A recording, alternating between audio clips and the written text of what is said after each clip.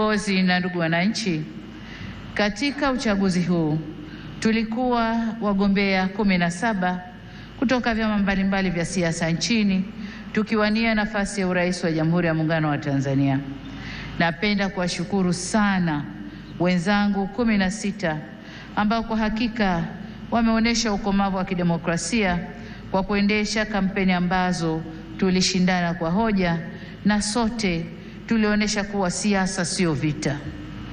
Tumemaliza vyema uchaguzi na kumpongeza aliyeshinda.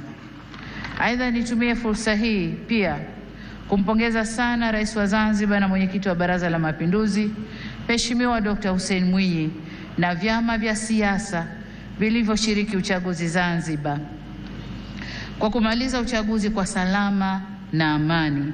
Zanzibar oyee!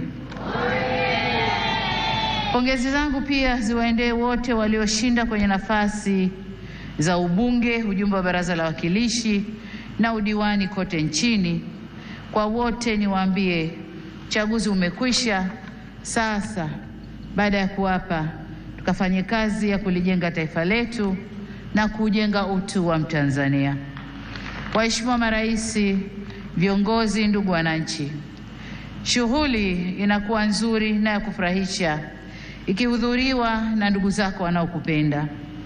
Tanzania leo imejawa na furaha kubwa kuona baadhi ya waheshimiwa marais wenzangu na viongozi mbalimbali wa nchi jirani